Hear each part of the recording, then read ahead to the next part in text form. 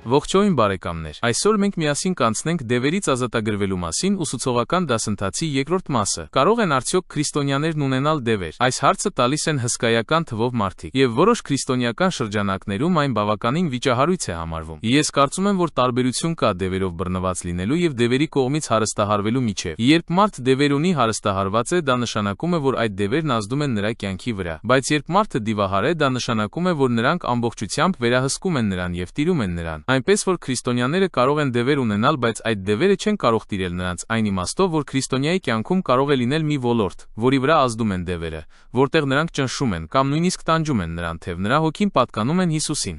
Եվ այդ պատճառով նա չի կարող ամբողջությամբ դիվահար լինել։ Դերեկ Պրինսն իր «Նրանք դևեր կհանեն» գրքում այս կապակցությամբ ասում է հետևյալը. Աստվածաշնչում հաստատուն չկա, որ քրիստոնյան կարող է դիվահար լինել։ Հունարենում այն բառը, որը մեր լեզվով թարգմանվում է որպես դիվահար, ունի դիվայնացված իմաստը, եւ դա ենթադրում է, որ մարդը չի պատկանում դևերին, այլ միայն ենթարկվում է նրանց ազդեցությանը եւ ճնշում է զգում նրանց կողմից։ Ստացվում է նոր կտակարանում խոսվում է այն մասին, որ մարդը կարող է ճնշվել դևերի կողմից, բայց չի կարող պատկանել նրանց, թեև դրանք կարող են վերահսկել նրա կյանքի որոշակի ոլորտը։ Ջորջ Ֆոքսի համալսարանի մի գիտնական, Ռոջեր Ռոուդը գրում է. Հեսուի գլխավորությամբ ավետյաց երկրի նվաճումը հիանալի կերպով ցուցադրում է այս պահը։ Թեև ավետյաց երկիրը տրված էր իսրայելացիներին, այն սկզբում պատկանում էր քանանացիներին եւ իսրայելացիները կարողացան միայն աստիճանաբար նվաճել այն եւ դուրս վռնդել քանանացիներին, այնպես որ որոշ ժամանակ նրանք դեռ բնակվում էին այդ հողում եւ տիրում էին դրան, թեև այն այլևս նրանց չէր պատկանում։ Ստացվում է նախկինում քանանացիներն ավետյաց երկրի օրինական տերերն էին, բայց հետո եկան իսրայելացիները եւ սկսեցին նրանց դուրս վռնդել, եւ քանանացիները որոշ ժամանակ դեռ բնակվում էին այնտեղ, թեև այն այլևս նրանց չէր պատկանում։ Մոտավորապես նույն բանն է տեղի ունենում, երբ քրիստոնյան դևեր ունի։ Նրա կյանքում դեռ կարող են լինել այնպիսի ոլորտներ, որտեղ նա լիակատար բժշկություն եւ ազատագրում չի ստացել եւ չի հասցրել նորոգել իր մտածելակերպը, ուստի դեռ կան ոլորտներ, որտեղ գոյություն ունեն ամրոցներ, որոնք պետք է կործանվեն, ինչպես նաև ոլորտներ, որտեղ նա զգում է դիվային ճնշում ու ազդեցություն։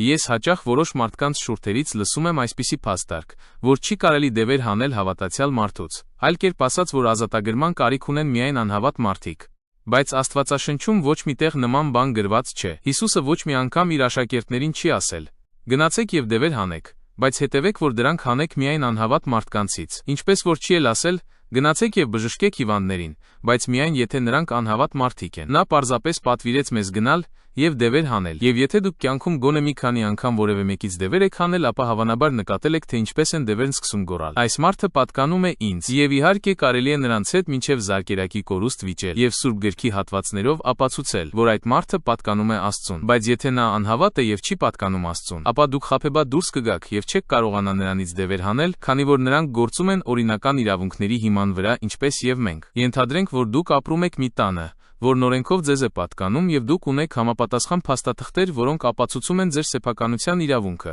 Եթե ես գամ եւ ձեզ ասեմ. «Դուրս եկեք այս տնից», ինչու՞։ Որովհետև այն ձեզ չի պատկանում։ Դուք ինձ կնայեք որպես ինչ-որ աննորմալի, բայց ենթադրենք, որ ես ձեզանից ֆիզիկապես ավելի ուժեղ լինեմ եւ կարողանամ ուժով ձեզ տնից դուրս շպրտել։ Ինձ դա ոչինչ չի տա, որովհետև դուք կզանգահարեք փաստաբանին եւ ոստիկանություն կկանչեք, եւ ինձ էլ բանտ կնստեցնեն, որովհետև դուք ունեք օրինական իրավունք այդ տանն ապրելու։ Այնպես որ եթե դևերն օրինական իրավունք ունեն բնակվելու միայն այն մարդկանց մեջ, ովքեր Աստծուն չեն պատկանում, մենք չենք կարողանա նրանց դուրս հանել։ Այդ դեպքում ումից դևեր հանենք։ Այո, մենք կկարողանանք Հիսուսի անունով ունեցած զորությամբ եւ իշխանությամբ նրանց դուրս հանել նույնիսկ անհավատ մարդուց, բայց նրանք անմիջապես կվերադառնան նրա մոտ։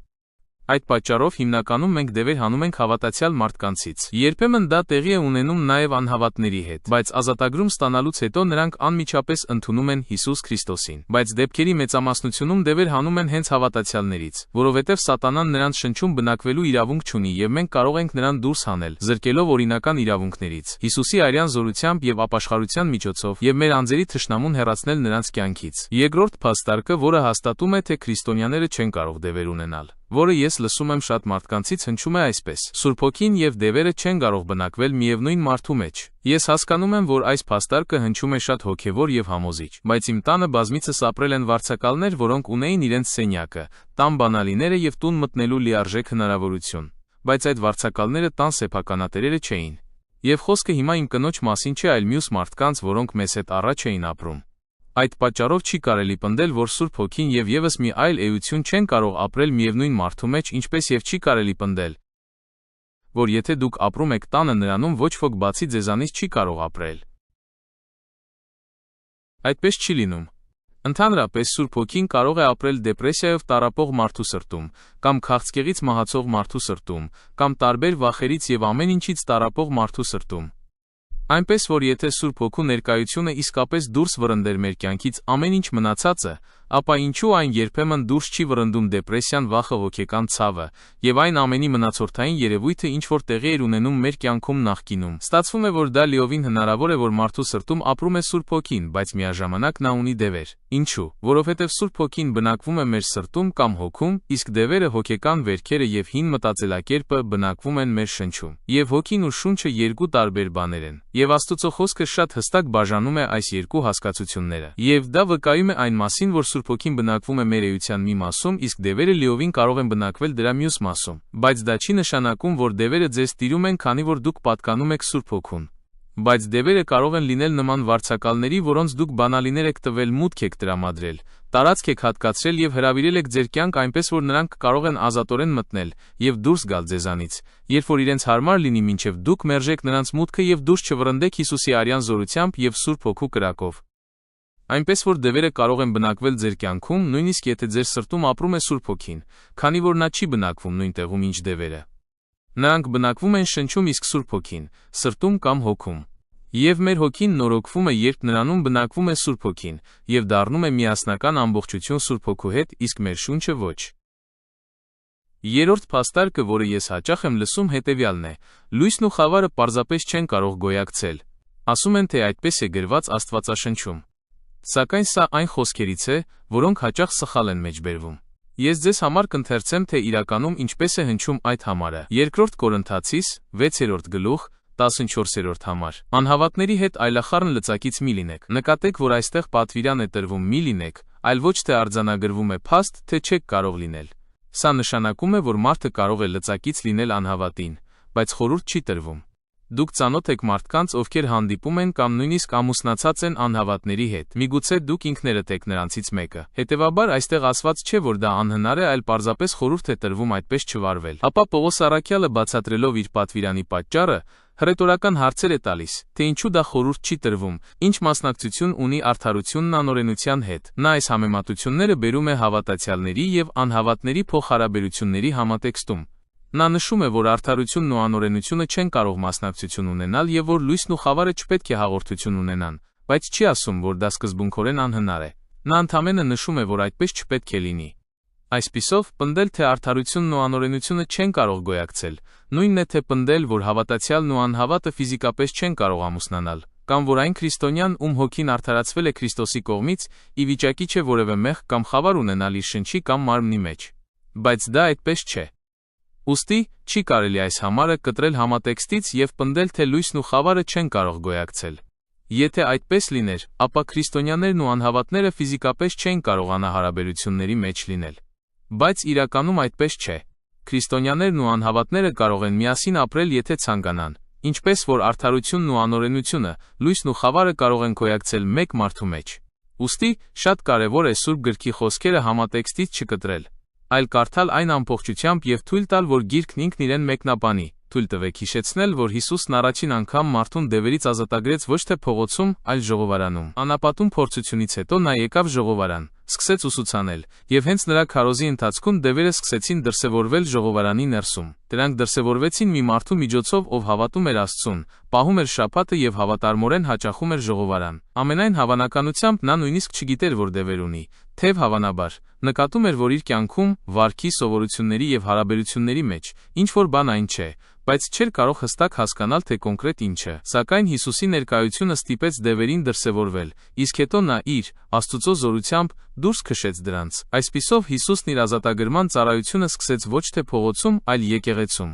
Հետևաբար, եթե դուք պնդում եք, որ մենք չպետք է դևեր հանենք հավատացյալներից, այդ դեպքում ասացեք ինչ պետք է անենք։ Թողնենք, որ նրանք հանգիստ ապրեն հավատացյալների մեջ։ Ոչ, մենք պետք է նրանց հանենք եւ տանջվածներին ազատ արձակենք։ Հիսուսն այն կնոջը, որը կորացած էր եւ չէր կարողանում ուղղվել, անվանեց Աբրահամի դուստր։ Իսկ այն ժամանակ եւ այն մշակույթում այդպիսի բան կարելի էր ասել միայն մեկի մասին, ով ճիշտ դիրքում էր Աստծու առաջ եւ հավատում էր Աստծուն։ Եվ նա ասաց. Իսկ Աբրահամի այս դստերը, որին սատանան կապել էր ահա 18 տարի, միթե պետք չէր արձակել այդ կապանքներից շաբաթ օրը։ Ստացվում է, որ նույնիսկ մեկին, ով ուխտի մեջ էր Աստծու հետ, կարող էր կապել սատանան։ Եվ սրա մեջ արտասովոր ոչինչ չկա։ Այդպիսի բան տեղի է ունենում ամեն քայլափոխի։ Բայց ամենակարևորն այն է, որ Հիսուս Քրիստոսը կամենում է եւ կարող է մեզ ազատագրել։ Հիսուսը նաեւ հեթանոս կնոջն ասաց, որ ազատագրումը երեխաների հացն է։ Նա սկսեց խնդրել Հիսուսին, որ իր դստերն ազատագրի դևերից, եւ Հիսուսն ասաց. Լավ չէ երեխաների հացն առնել, նկատի ունենալով ազատագրումը, որի մասին նա խնդրում էր ու շներին գցել։ Եվ սա վկայում է այն մասին, որ, ըստ Հիսուսի,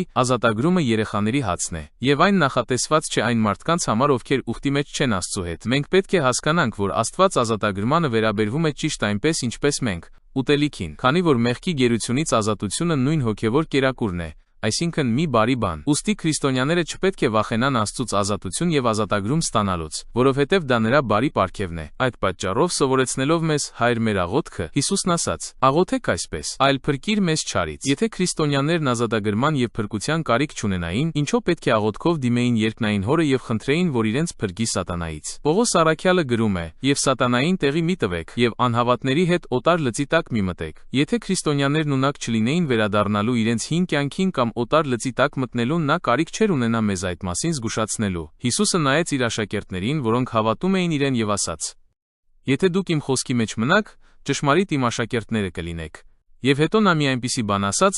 որը ամենայն հավանականությամբ ցնցեց նրանց։ Եվ կճանաչեք ճշմարտությունը, եւ ճշմարտությունը ձեզ կազատի։ Գիտեք թե ում էր նա դիմում։ Նրանց, ովքեր հավատացել էին իրեն եւ որոնց նա պատվիրել էր մնալ իր խոսքի մեջ։ Եվ իհարկե նրանք դրան պատասխանեցին։ Մենք երբեք ոչ մեկից առաջ չենք եղել։ Մեզ ազատագրում պետք չէ։ Մեզ մոտ ամեն ինչ այսպես էլ նորմալ է, եւ շատ քրիստոնյաներ իրենց հենց այդպես են պահում։ Երբ խոսք է գնում ազատագրման մասին, նրանք ասում են. ինձ այդ ամենը պետք չէ։ Այո, ես պոռնոգրաֆիա եմ դիտում։ Այո, ես տառապում եմ ալկոհոլիզմով։ Այո, իմ կյանքում լիքը խնդիրներ կան, բայց դա ուղղակի կարգապահության պակասից է։ Ինձ պարզապես մոտիվացիան չի բավականացնում։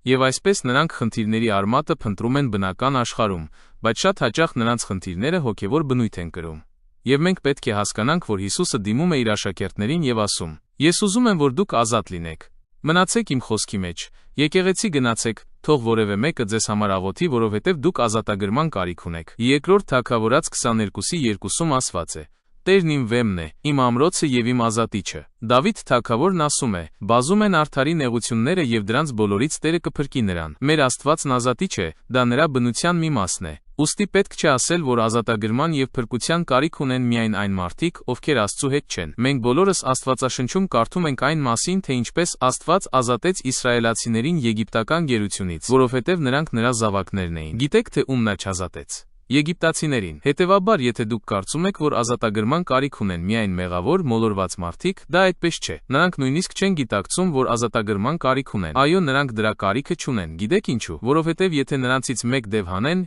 7 ավելի չար դևեր անմիջապես կվերադառնան նրանց մեջ։ Այնպես որ հենց քրիստոնյաներն են ազատագրման համար իդեալական թեկնածուները։ Եվ Հիսուս Քրիստոսը տենչում է ազատել իր զավակներին նեղություններից, տանջանքներից, շղթաներից եւ մեղքի գերությունից, որովհետև ազատագրումը երեխաների հացն է։ Եկեք աղոթենք։ Հայր, ես հենց հիմա խնդրում եմ քեզ Հիսուսի անունով, հայտնություն տուր մեզ այն մասին, որ ազատագրումը ոչ միայն մոլորվածների, այլ նաև գտնվածների համար է, որ այն ոչ թե եգիպտացիների, այլ Աստծու ժողովրդի համար է, որ դա երեխաների հացն է։ Տեր, օգնիր մեզ ընդունել այս հայտնությունն այն մասին, որ դու տենչում ես վերադարձնել ազատագրման ծառայությունն ու ազատությունը մեր եկեղեցի,